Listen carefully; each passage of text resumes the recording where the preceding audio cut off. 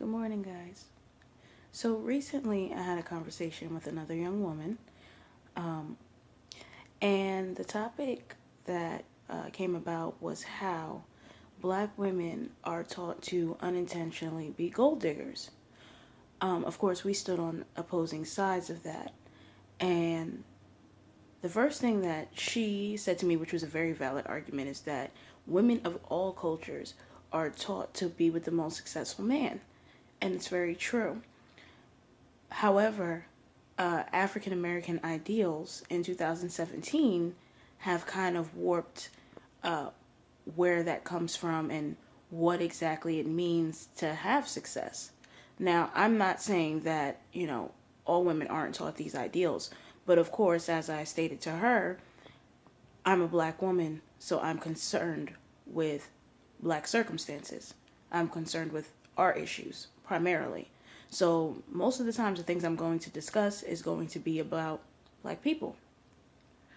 So, how are black women taught to unintentionally be gold diggers? Well, the first things first is that, again, we don't teach entrepreneurship in our community. So, we're taught to look at a surface level. If a man is driving a nice car, he's dressed nicely, he has on nice shoes, the place he lives in is nice, we assume that he's successful. Well, if you are an employee, your car is leased, you rent your apartment, and you get your clothes from the most expensive stores, you don't cook dinner, you go out to eat every week, you're not successful to me. Now, how you might be wondering how all of that fits into not being successful. Well, first things first. If you don't own anything, you don't have anything. Your apartment, for whatever reason, your leasing office can tell you, you know what, we decided to terminate your lease. So now you have nowhere to live. I'm not saying that you can't get another apartment, but it's still not yours. You don't own it. Your car. If you lapse in your car insurance, they're coming to get your car. If you can't pay your car note, they're coming to get your car. It's a loan. It's not your money. It's the face of what could potentially be if you could pay it off. So they give you what? A 6-year lease agreement. You have interest that you have to pay. Most people, by the time their lease is up, they're onto a new car. So the entire time you had that car, you paid a whopping, $600, $300 in full coverage insurance and everything else, and $300 for your car note to rent it a month. So again, we see a man with a nice car. We see a man with a nice outfit. Now that outfit could have been brought from Plato's Closet. Because let's be real, there's men out there buying True Religion jeans for $5 at Plato's Closet. We see all of these things in the exterior. And automatically we assume internally it's success. It's not success. It is the face.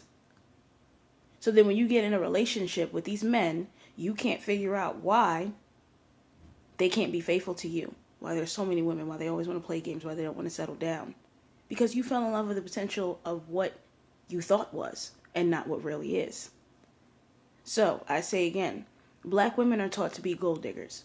A black woman that waits for a man to build his business, that assists in a man building himself up. Yeah, he could be, working. If he's going to school to get a degree, to do what it is that he needs to do, doctor or lawyer, be by his side. But we're taught that we need to see benefits, that there needs to be a 401k plan, that there needs to be some kind of package deal. So at the end of the day, when we say I do, we're getting something of it. Well, you have to understand, these men who work these jobs as employees, if they get fired and they become unemployed, then what? Because now the lifestyle that you thought you were living, you're not living. Yeah, he can go bust his butt to go get another job. I'm not saying that he'll stay down forever. But the point is, again, we're taught to look so much at the exterior, we forget about the interior. It's okay to want to be with a man that wants to take risks, that wants to achieve his dreams, and be there with him. A lot of times we get upset because we see the girlfriends that got left along the way. There was a spoken word performance by a young lady talking about how, Kanye left his fiance that he had been with for years to marry Kim Kardashian. So I'm not saying that there are men who, no matter what you sacrifice, they're not going to leave you. They absolutely will. But if we start paying attention to what's going on the inside, then maybe we'll be able to actually be in lasting relationships again. Of course, finances isn't the only thing that goes into that, but that's the focal point. So, black women, how can we undo this teaching of wanting, the highest baller in the room?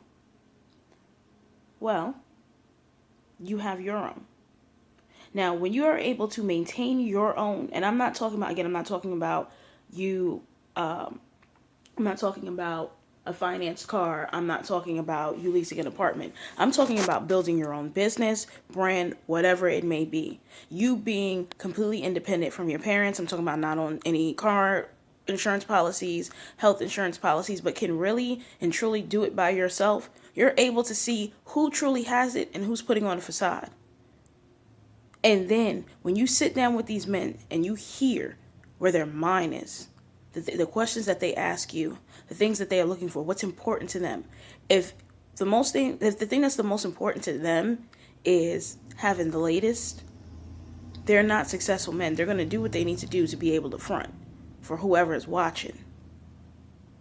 So take your time and really sit and analyze. Do you have gold digger ideals, or are you a woman that this man can build with? All right, guys, see you next time.